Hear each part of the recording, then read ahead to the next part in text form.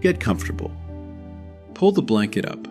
Let your shoulders come down from around your ears, and let the day you had start to feel a long way off. There is nothing frightening waiting at the end of tonight. No sirens, no courtrooms, no one you need to worry about. Just a handful of small, quiet stories about people who were a little rude, a little greedy, a little too pleased with themselves, and the calm, patient way the world eventually got around to setting things gently right. These aren't tales of revenge exactly, or at least not the loud kind. Nobody in them plots for years. Nobody slams a folder down on a table. The people in these stories mostly just kept doing the ordinary, sensible thing they were already doing, and let a rule, or a habit, or a perfectly ordinary Tuesday quietly do the rest. Think of it as justice, with the volume turned all the way down, the kind you can actually fall asleep to, because nothing in it will keep you up. We'll drift through a few different places before you drift off. An office break room with a troublesome refrigerator. A small town butcher's counter that runs on little paper tickets. A sleepy cul-de-sac and a casserole dish the color of a summer sky that had wandered a long way from home. A long county road at first light, and, at the very end, a birthday dinner where a man finally got exactly the bill he had always insisted on. 5 small harvests, each one grown from seed the offender planted himself. Breathe out. Here's the first. The first story belongs to a woman named Nora, who worked in the payroll department of a company that made industrial shelving. It is not a glamorous business, industrial shelving, and Nora was not a glamorous person, and she would have been the first to tell you so with a small, comfortable smile. She liked spreadsheets that balanced on the first try. She liked her coffee with far too much milk. And she liked, more than almost anything in her tidy little workday, the lunch she packed for herself the night before and looked forward to all morning long. Every evening, Nora made herself something just a bit nicer than she strictly needed to. Leftover roast chicken folded into a good soft roll. A container of soup with the little crackers tucked on the side. Once, memorably, a thick slice of lemon cake she had been saving for 2 days. She wrote her name on the lid in blue marker, the way they teach you to in kindergarten, set it on the middle shelf of the break room refrigerator, and walked back to her desk content. Because the best part of any morning, she thought, was simply knowing the good thing was waiting. You can already guess where this is going, because you have met a Trevor too. Trevor worked in sales, 2 floors up, and he had the particular easy confidence of a man who has never once in his life had to wait for anything. Somewhere in his second week, he discovered that the payroll refrigerator was, in his private understanding of the world, a sort of communal buffet laid out for his convenience, and that the nicest thing in it was very reliably sitting on the middle shelf, with a name on the lid he simply chose not to read. It started small, the way these things do. Half a sandwich, gone.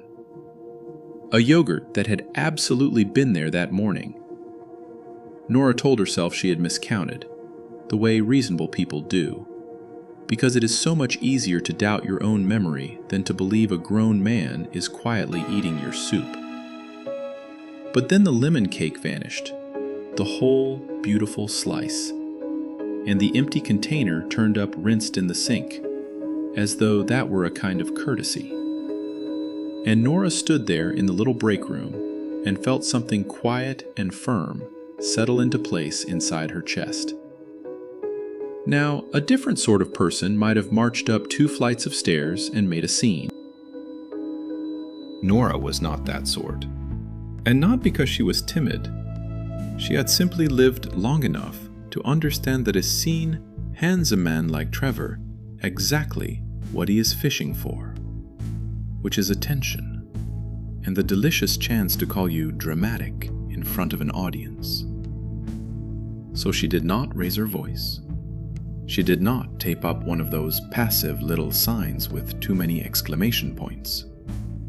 She went home and thought about it over the dishes, and solved it the way she solved everything in her life, which was neatly. The next morning, Nora brought her lunch in a soft, insulated bag with a small combination lock built right into the zipper. $11 she had spent on it, and she considered it the finest $11 of her whole year. She spun the little dials to a number that only she knew, set the bag on the middle shelf where her lunch always went, and got on with balancing her columns. No note, no confrontation, no war. Just a small locked bag sitting patiently on a cold shelf, being quietly, completely, and permanently none of Trevor's business. Here's the thing about a habit, though. Once a man like Trevor has decided that a certain refrigerator feeds him, a locked bag does not cure the hunger. It only moves it somewhere else. He could not get into Nora's lunch anymore, so he started helping himself down the row. A coworker's string cheese. The intern's carefully hoarded leftover noodles. A birthday cake cut into a full day before the birthday it belonged to. And because he was now rummaging with the breezy boldness of a man who had never once been told no, he grew careless. And careless people, sooner or later, get seen. The office manager was a brisk, kind woman named Sandra, who had run that floor for 19 years and missed almost nothing that happened on it. Complaints had been trickling into her inbox for weeks, small and grumbling, and Sandra, being thorough, simply pulled up the hallway camera that happened more or less by accident of installation to point straight at the break room door. She was not even hunting for Trevor. She was looking for a pattern. And there he was, on a Tuesday, and again on a Thursday, and again on a Monday, strolling in with empty hands and strolling back out, unmistakably chewing. There was no shouting, because that is simply not how these things go in real life. There was a short conversation behind a closed door, and a longer one with someone from HR, and a politely worded reminder about shared spaces and mutual respect that appeared, laminated, on the refrigerator the following week. Trevor was moved to a different floor, officially for the sake of team alignment, a phrase that fooled precisely no one who had ever lost a lunch. And Nora, who had never spoken a single word to the man about any of it, watched him carry his little box of desk things past the payroll department, and felt nothing louder inside her than a mild and pleasant calm. The rest of the department felt it too, in the quiet way an office exhales when a small daily irritation finally lifts. The intern, who had lost more noodles than anyone, brought Nora a coffee the next morning without quite knowing why, only that thanks were owed somewhere. Nobody threw a party. It wasn't that kind of victory. It was better than that. It was the sort of thing everyone simply noticed and let settle, the way you notice a squeaky door has finally, mercifully, been oiled, and go back to your work in the new and welcome quiet. She never did unlock that bag in front of anyone. She just kept using it out of pure habit, long after there was any Trevor left to lock it against. It became a small private joke she kept with herself, spinning those little dials every single morning. A tiny daily reminder that you do not always have to win a thing by making noise about it. Sometimes you win by simply, calmly, making yourself impossible to take from, and then stepping back to let the taker wander down the row and catch himself. Here is where they all ended up. Nora is still in payroll, still packing herself something a little nicer than she needs to, and last winter she was quietly promoted to run the whole department, locked bag and all. As for Trevor, the story goes that his new floor had a strict, keypad-locked kitchen and a manager with even less patience than Sandra, and that within a year he had become, of all unlikely things, the single most militant labeler of food in the building, guarding his own sad desk salads with a marker and a suspicious eye. The break room, they say, reformed him completely. Nobody, in the end, protects his own lunch quite like a man who used to steal everyone else's. Let's leave the office behind us now, and the smell of scorched break room coffee along with it. We're going somewhere smaller and older and a good deal slower, where the floors are strewn with fresh sawdust and the lines are long and no one seems to mind. It is the kind of place where nobody is in nearly as much of a hurry as one particular man believes himself to be. In a town small enough that the butcher knows your usual order and your mother's maiden name, there was a shop called Halverson's Meats, and it had been run for 31 years by a broad, unhurried man named Walt. Walt had forearms like a farmhand and the temperament of a slow Sunday afternoon.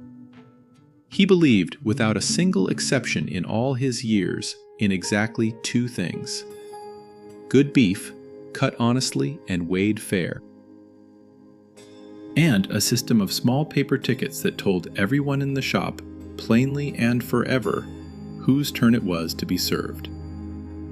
The tickets came out of a little red dispenser bolted to the end of the counter, the kind you have pulled 100 times at a deli without thinking. You took your number, you waited your turn, and Walt called them out in his low, even, unbothered voice. And the whole shop ran on that gentle fairness like a well-wound clock. On a Saturday morning, the place was full of regulars who did not mind waiting one bit, because waiting your turn at Halverson's was a warm and sociable thing, full of talk about weather and grandchildren, and Walt's turn always came around for you in the end. If you had walked in on a Saturday, you would have smelled the sawdust and the cold, clean smell of the case, heard the little bell over the door and the murmur of neighbors, and seen old Earl the farmer leaning on the counter debating brisket like a man with all the time in the world. It was, in its ordinary way, a nearly perfect little machine of small-town courtesy, oiled by nothing more than everyone agreeing, without ever once discussing it, to take a number and wait their turn like everyone else. You could very nearly have set your watch by how little any of it ever needed to change. And then there was Gregory. Gregory had moved into one of the big new houses up on the hill, and somewhere along the way he had decided, deep in his bones, that lines were a thing that happened to other people. He never took a ticket. He would stride in past the whole quiet, patient row of waiting neighbors, lean both elbows on the counter, and announce what he wanted as if the entire shop had been holding its breath, waiting only for him to arrive. 2 of the ribeyes, Walt, and make it quick, would you? I've got a thing. He always had a thing.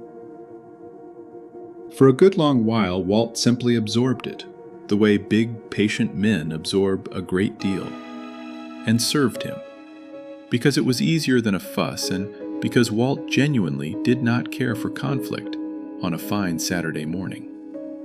But the regulars noticed, the way a small town always notices, and a low current of irritation began to run beneath all that sawdust politeness. Earl took to muttering into his collar. A young mother with a stroller took to sighing at the ceiling. And Walt, who loved his shop precisely because it was fair to every soul who walked in, felt that small unfairness start to wear on him like a stone in his boot.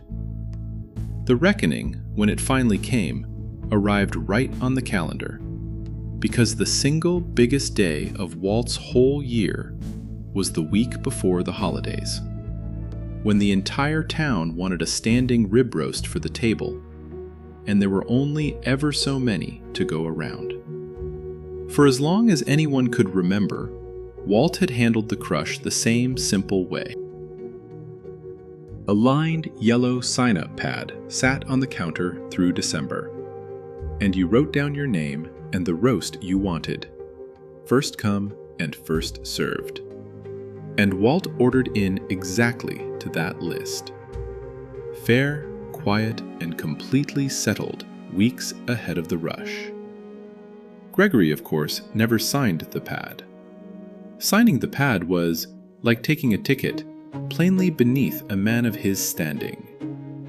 He assumed, in the lordly manner of someone who has always simply been served, that his roast was a given, that Walt would naturally set the best one in the case aside, because Gregory was Gregory, and the holidays were the holidays. He mentioned it to nobody. He wrote his name on nothing at all. He simply pictured the roast already sitting in his kitchen, and went about his whole comfortable December feeling wealthy, important, and entirely safe. You can see the shape of it coming now, can't you?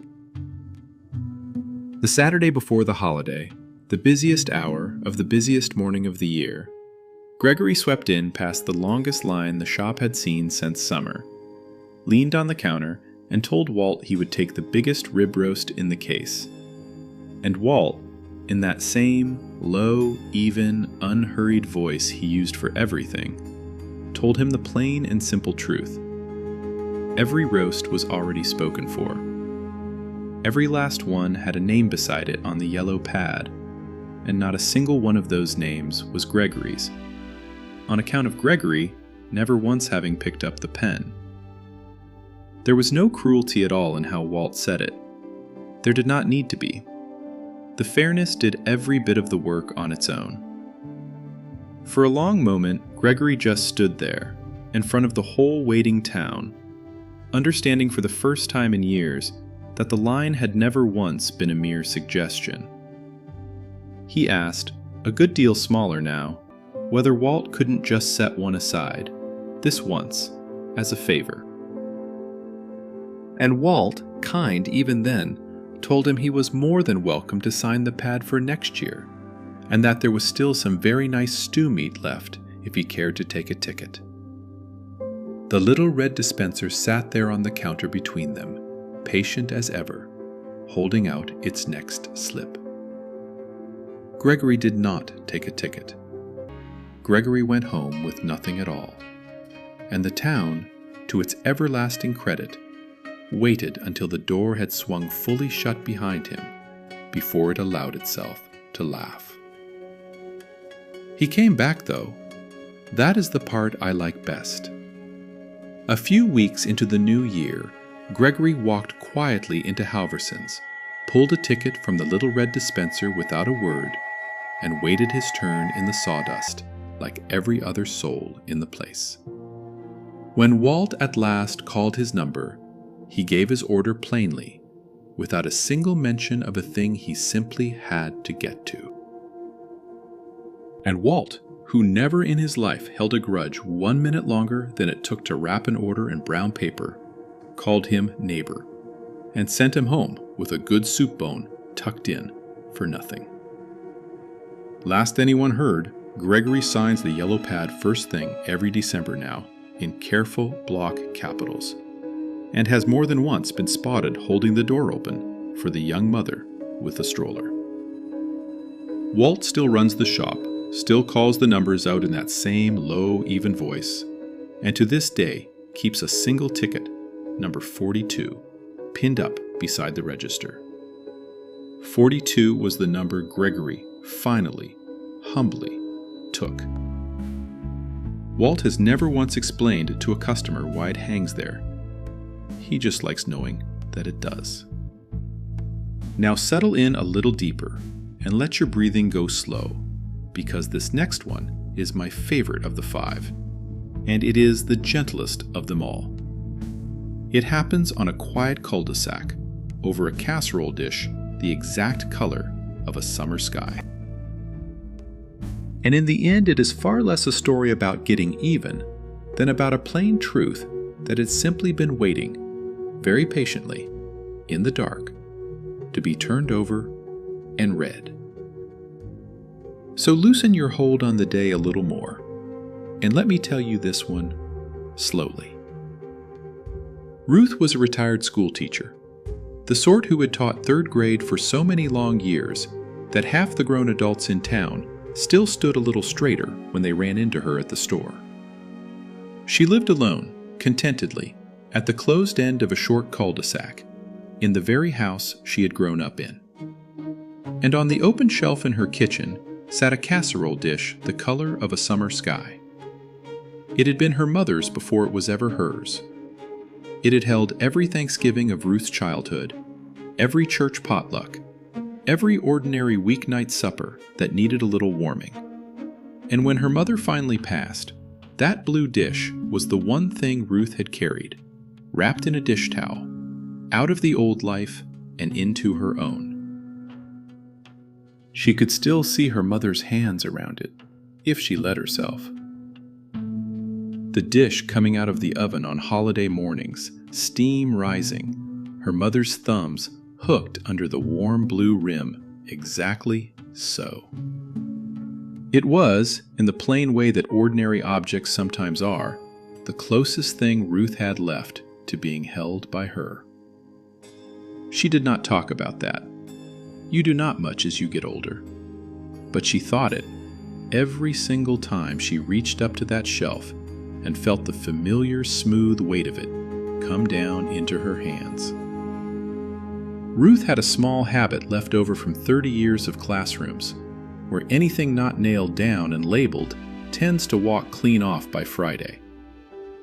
On the bottom of every dish, every pan, every good serving spoon she owned, she had stuck a little strip of masking tape and written her name across it in that neat, unmistakable teacher's print.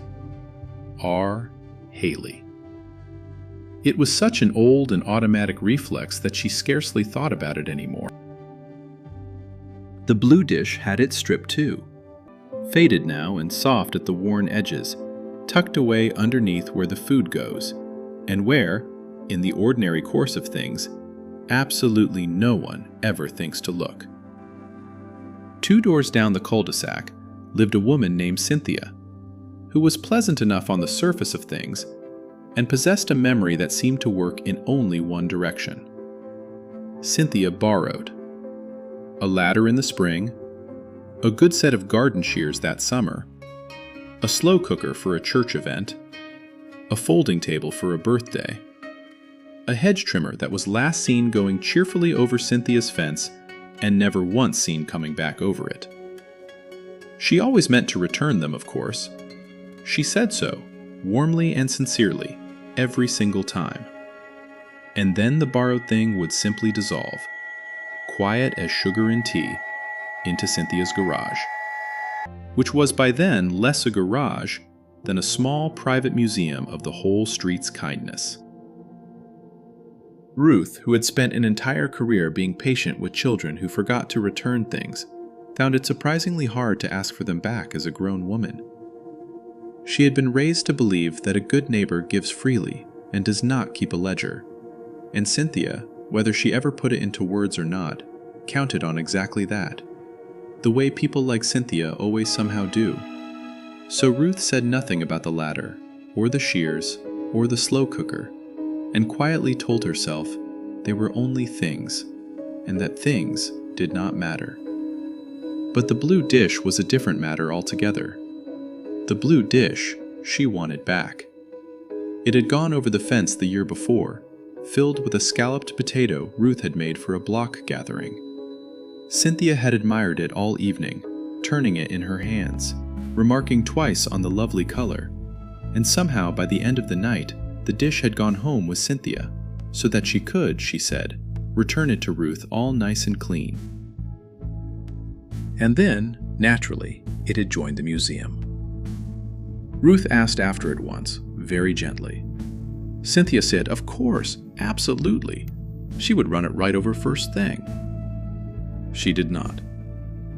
Ruth asked a second time, more gently still, and Cynthia looked faintly, elaborately puzzled, as though the dish were perhaps a thing Ruth might be misremembering.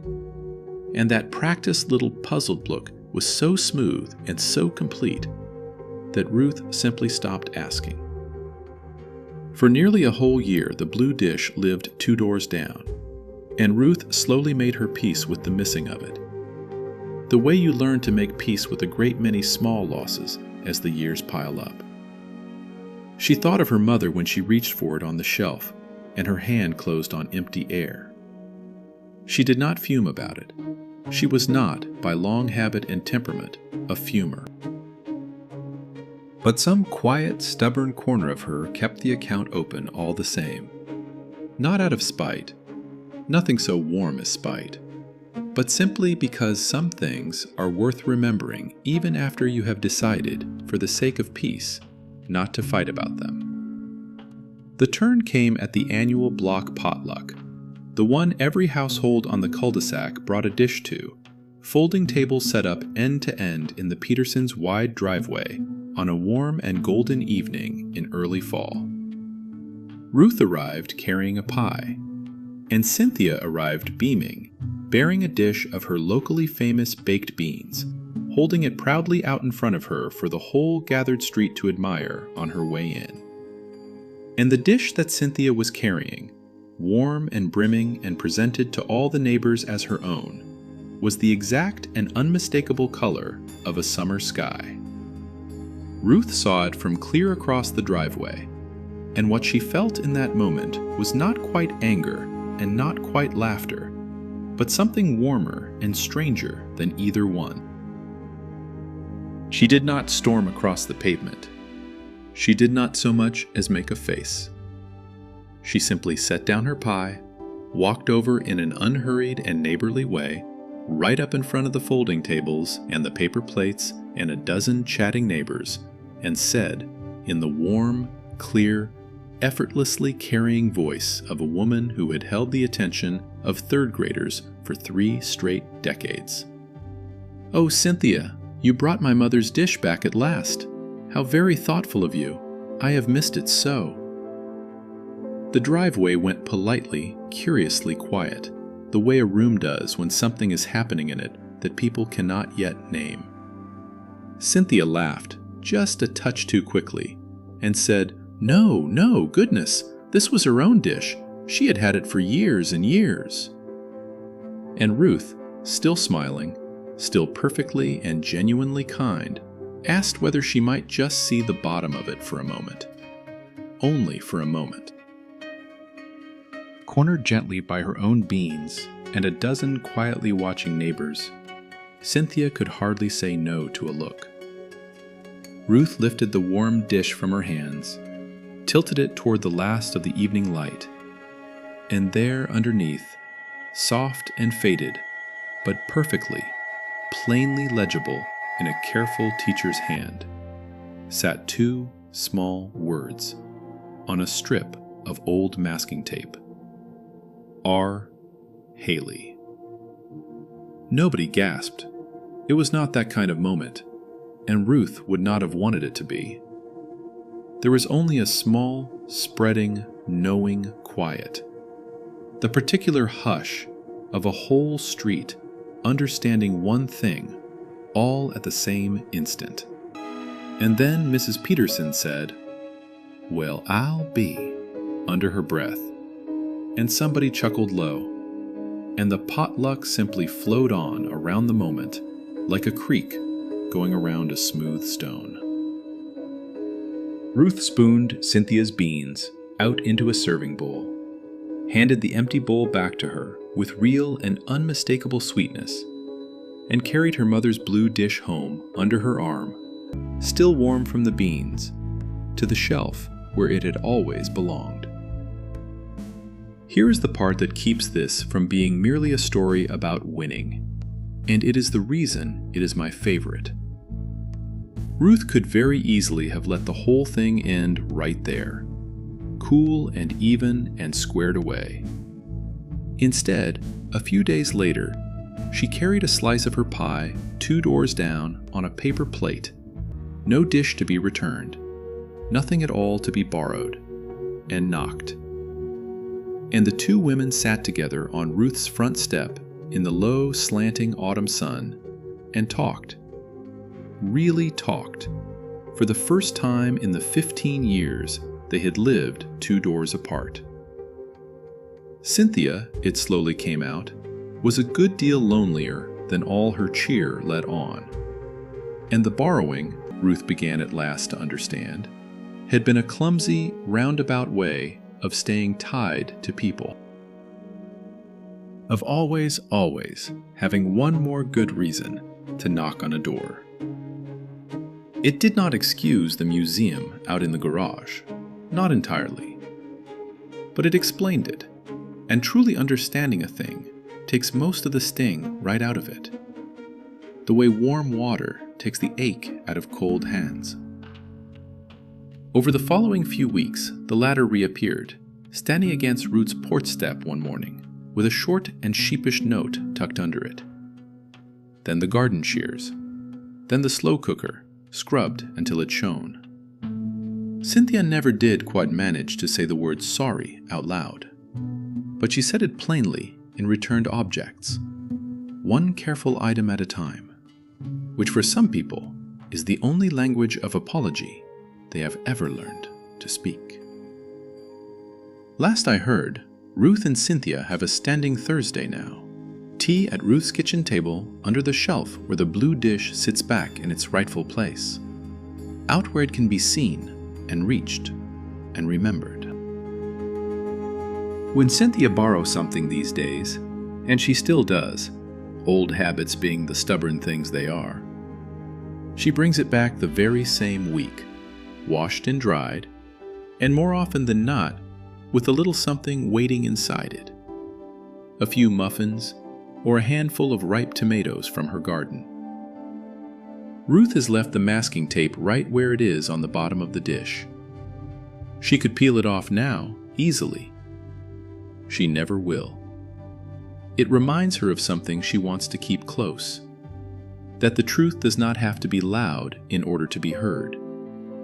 It only has to be turned over. After a story like that one, you would be entirely forgiven for drifting off, and if you do, then sleep well, and I will still be here in the morning. But if you are still with me, let's slip quietly out of the cul-de-sac and onto a long, empty county road at the very first gray light of morning. The air out there is cold and clean, and the road runs arrow straight for miles between the fields. And on it, a patient old man in an older sedan once taught a fine, hard lesson without ever once so much as touching his brakes. Dale was 70 years old and a man of deep and settled routine. Every weekday morning, rain or shine or the first snow of the year, he drove the same 11 miles of 2-lane county road from his farmhouse into town, where he had the same 2 eggs over easy, the same black coffee, and the same 3 old friends in the same corner booth. He drove an old sedan, gray as a November sky and just as unbothered by the weather, and he drove it at precisely the speed limit. Not out of nervousness exactly, and not to make any sort of point, simply because after 50 years on that particular road, Dale had run clean out of reasons to hurry. Dale knew that stretch of road the way you know your own dark hallway at night, by feel more than by sight. He knew the low spot by the creek where the fog liked to pool at dawn. He knew where the deer stepped out of the tree line, and roughly when. And he knew, because he had passed it every single weekday morning, for longer than some of the people on that road had been alive, that just past the old grain elevator, tucked neatly into a gravel pull-off behind a tall hedge, a county sheriff's deputy sat with a radar gun most mornings between 6 and 8, quietly watching that one long, straight, tempting stretch where drivers always decided it was finally safe to open it up. For most of the year, Dale's peaceful morning commute had a single burr caught in it, and that burr drove a big black pickup truck. Dale never did learn the man's name, so he just called him the Pickup, plain and simple, the way you name a weather pattern. The Pickup had moved out to the county to take a job at the big new distribution plant, and he drove the way a certain kind of man drives when he has privately concluded that every other vehicle on the road is a personal insult placed there to slow him down. Each morning he would come roaring up behind Dale's old gray sedan, close enough to fill the whole rear view mirror with nothing but chrome grille.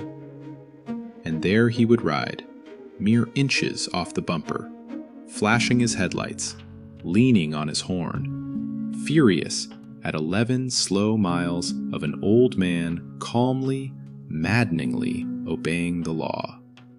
Now Dale had grown up around machinery, tractors and balers and things that would take your arm if you got careless.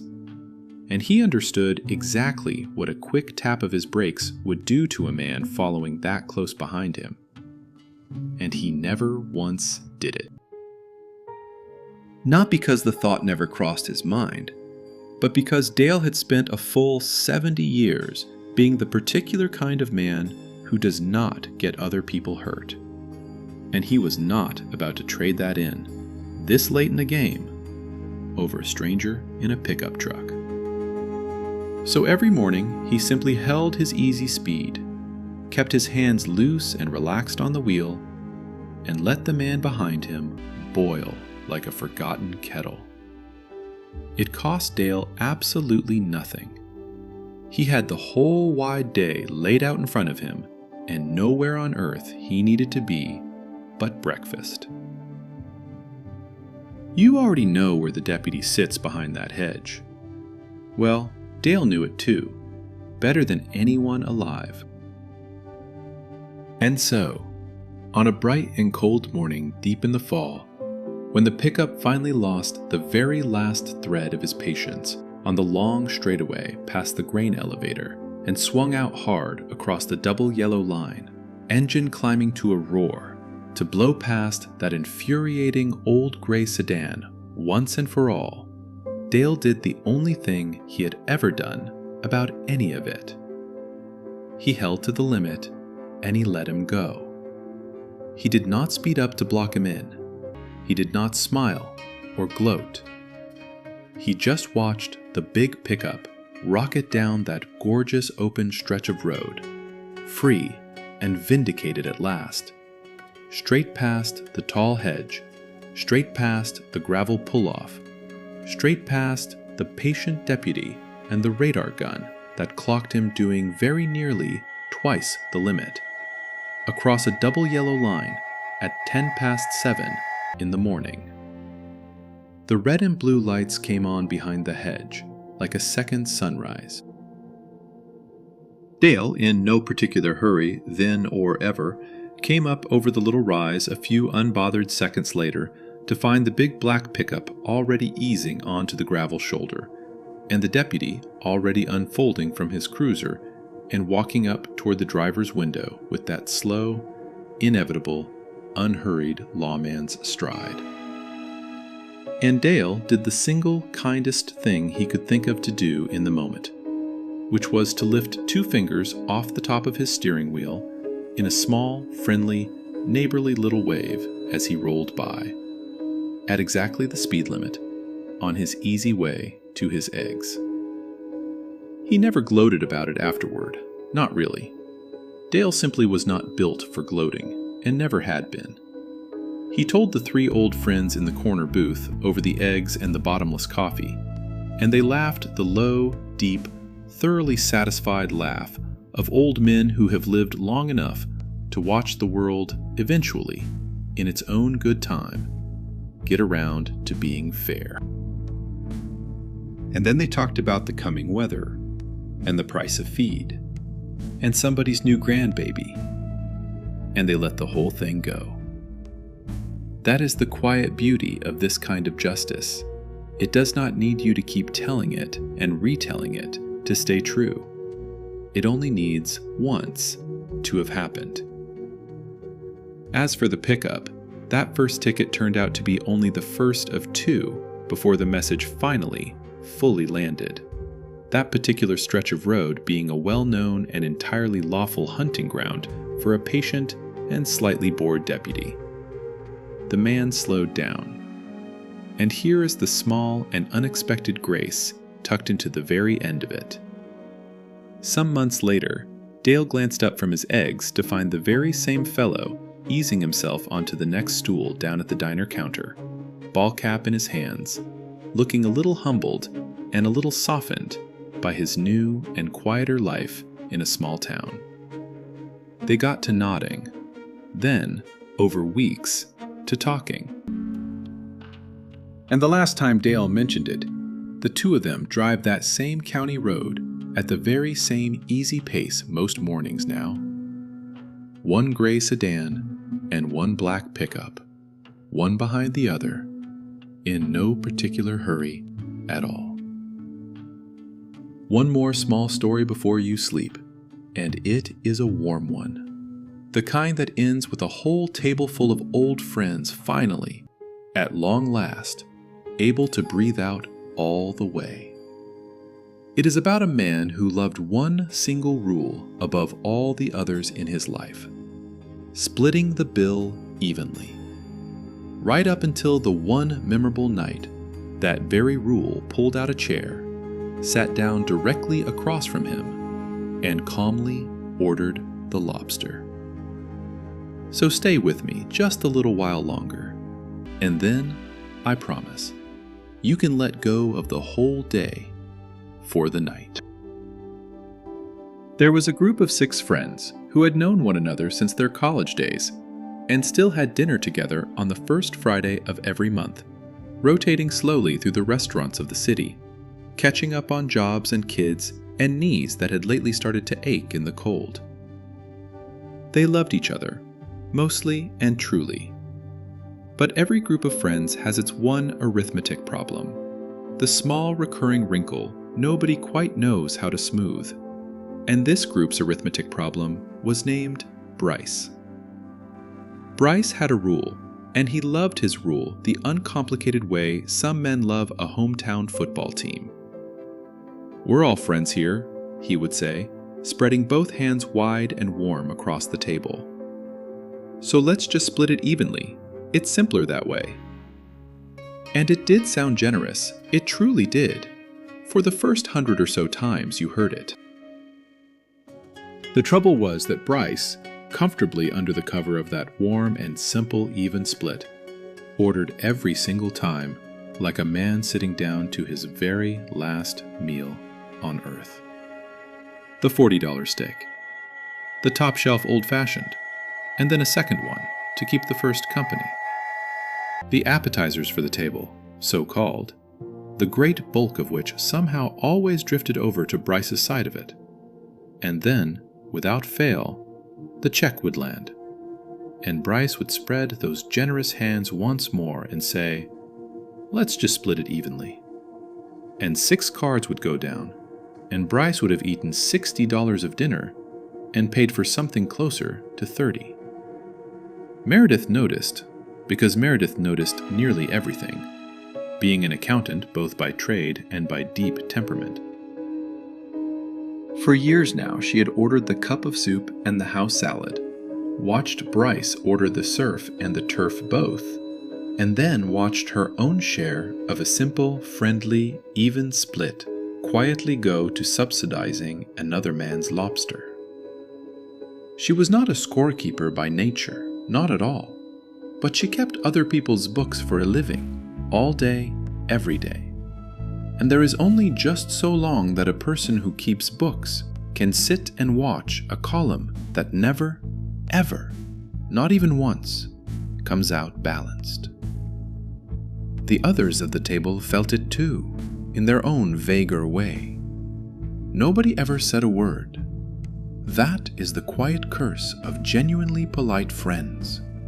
They will sit and bleed a little every single month for years on end, rather than risk one single awkward evening over it.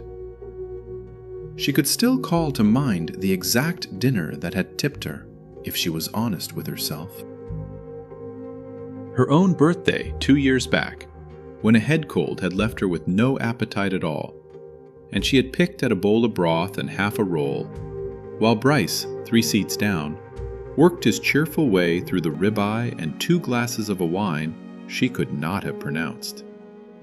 And when the check came to her own birthday dinner, Bryce had spread his hands and said the words, and Meredith had paid an even 1/6 of his celebration of her. She had smiled and said nothing, the way they all always did. But an accountant remembers an unbalanced ledger, the way you remember a splinter you never quite got out. So Meredith did not fight the rule. That was the truly elegant part of what she did.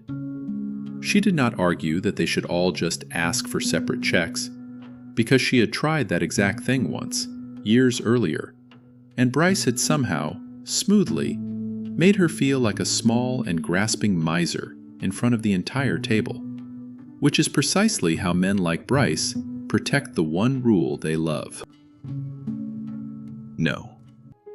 Meredith decided instead to honor the rule, to cherish it, to follow, we always split it evenly, no matter what, because we're friends, so faithfully, so completely, and so cheerfully that the rule itself would one day, inevitably, come all the way back around and settle gently into Bryce's own lap. She only had to be patient and wait for precisely the right night. And the calendar, as the calendar reliably does, eventually provided one. The right night, when it came, was Bryce's own birthday dinner. The whole group had booked the finest steakhouse of the entire year in order to celebrate him properly, which was of course exactly the sort of warm fuss over himself that Bryce adored above almost anything. But there was one small wrinkle, and it was a wrinkle that Bryce himself had mentioned to every single one of them for weeks beforehand, complaining about it at considerable length. He had a medical test scheduled for the following morning, the ordinary and harmless kind. You simply have to fast before, nothing at all by mouth after 8 o'clock the night before, only water, and perhaps a little dry toast. On the single most expensive dinner of the entire year, thrown lovingly in his own honor, Bryce could eat precisely nothing. And here is where the whole thing tips gently over into something close to a small, perfect comedy. The friends told plainly that this was a grand celebration and freed all the way to the horizon by Bryce's own long-beloved sacred rule, proceeded to order like visiting royalty. The great tomahawk steak, the lobster tail, and then a second lobster tail for the far end of the table. A bottle of wine with a cork worth more than Meredith's entire usual dinner put together. Oysters to begin, the good aged Scotch to finish, and a dessert that arrived at the table quite literally on fire.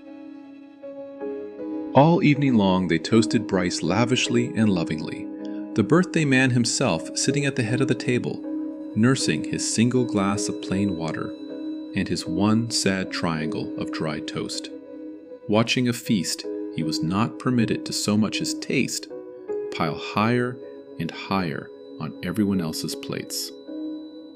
And when the check came at last, gently, at the golden end of that truly glorious meal, it was Meredith who reached out and picked it up. She glanced down at the total, and she smiled. And she said the exact words that Bryce himself had said 1,000 times over the years, in the very same warm and generous and reasonable voice he had always used to say them. "Oh, let's just split it evenly. It's simpler that way. It's what we always do." And the entire table, straight-faced and solemn as a row of saints, murmured their warm agreement all around. Because that was, after all, indeed and forever, the rule. Bryce's rule.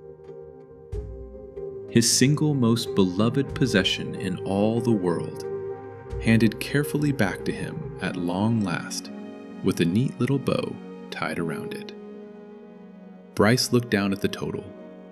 Then he looked over at his own glass of water and his little plate of toast crumbs. Then he looked slowly around the table at 6 dear friends beaming back at him with perfect, patient, loving, wide-eyed innocence.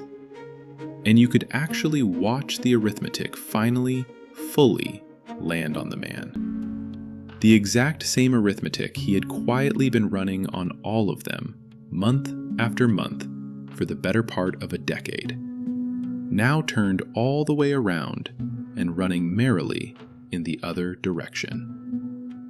He paid his even 1/6 of an enormous feast he had never so much as tasted, for the very first time in his entire adult life, sitting squarely on the wrong side of his own cherished rule.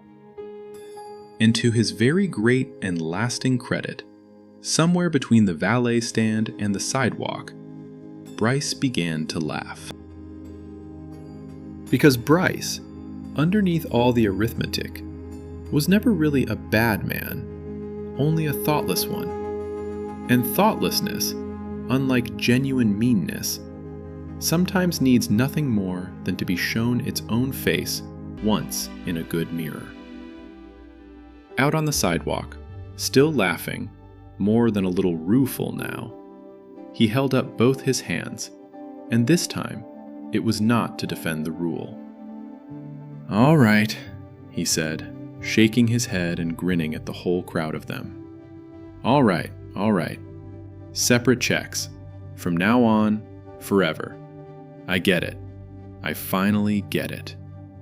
And 6 old friends let out a long, slow breath that some of them had been quietly holding for years.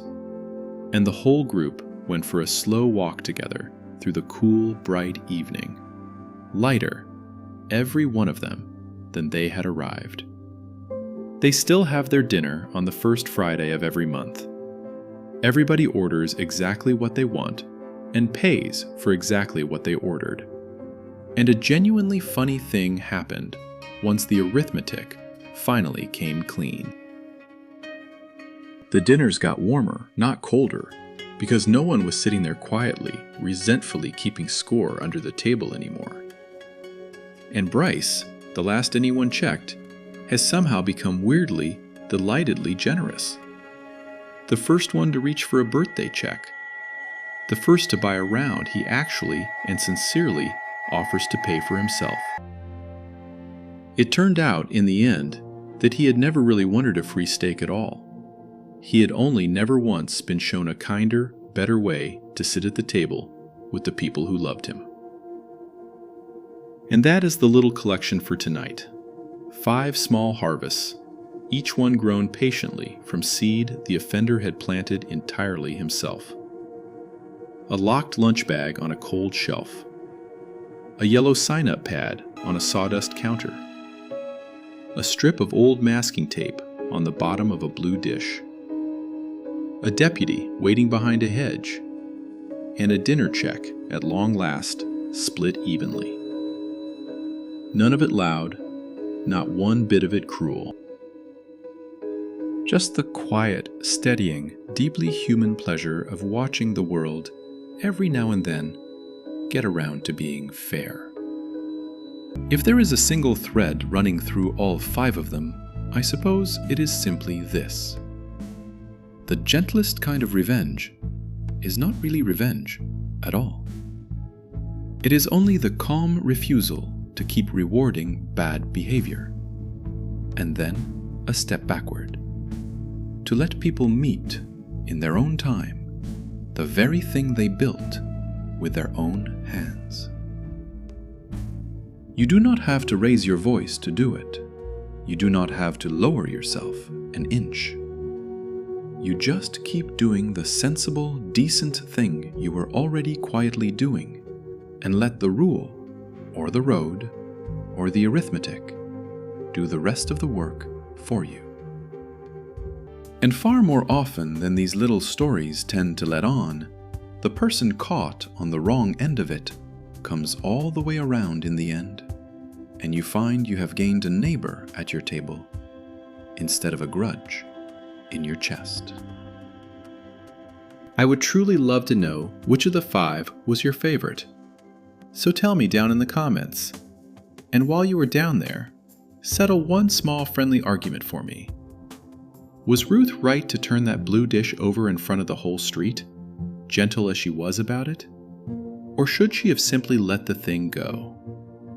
There is no wrong answer, only a good long conversation. And I am always genuinely curious just where in the world you are all quietly drifting off from tonight. So if you feel like it, leave your state and your age below. And let's see just how far these small, calm little stories manage to travel while everyone sleeps. For now, though, there is nothing left in the world for you to do. The lunches are all locked.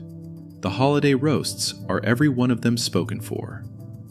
The blue dish is home safe on its shelf. The long county road is quiet. And the check, at very long last, is settled fair and even. So let your shoulders come down the rest of the way. Let the whole long day go all the way soft around the edges. Breathe out, slow, and let it be enough, just for tonight, that everything came out even in the end.